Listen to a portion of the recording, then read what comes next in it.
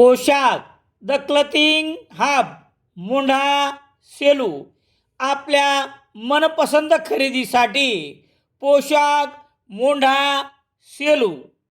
सेलू तालुक्यातील राव्हा येथील एका 60 वर्षीय महिलेच्या गळ्यातील सोन्याचे मणी डोरले अज्ञात 3 महिलांनी चोरल्याची घटना शनिवार 28 फेब्रुवारी रोजी दुपारी 2:30 वाजता घडली।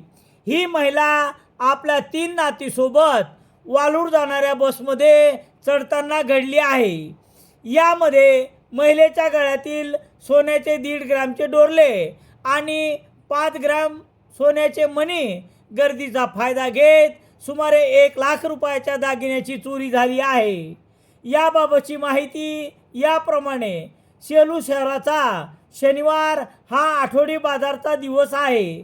तसेच लग्न सराईची देखील बसला मोठी गर्दी आहे। बस स्थानकावर पोलीसच नसल्याने आणि आले तरी ते चौकीच्या बाहेर निघत नसल्याने दर शनिवारी चोरीच्या घटना घडत आहेत। महिलाचे दागिने आणि पुरुष प्रवाशांची रोख रक्कम चोरीस गेलेल्या फेब्रुवारी महिन्यातील आजची 4थी घटना आहे।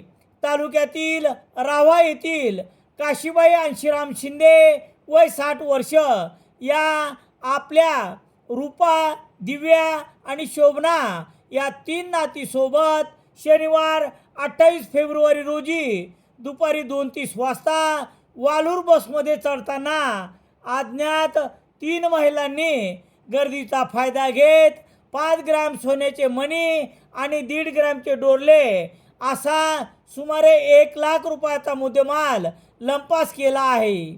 आपल्या गळ्यातील डोरले आणि मणी चोरी झाल्याचे कळताच या महिलेने मोठ्याने ओरडून मदतीची अपेक्षा केली। तोपर्यंत त्या दागिने चोरणाऱ्या महिला लंपास झाल्या होत्या।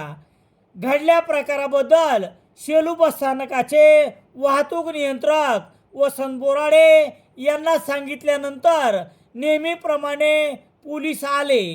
या महिलेला विचारपूस केली आणि निघून गेले। या महिलेने देखील पूर्वीच्या 3 घटनांप्रमाणे तक्रार दिली नाही।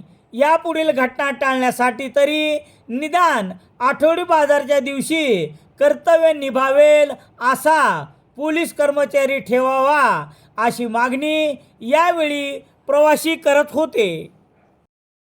इंडियन एक्सप्रेस वृत्तसमूहाचे मराठी दैनिक लोकसत्ता सेलू शहरात मिळण्यासाठी Ram Sonone, Balaji newspaper agency, bus stand, Selu.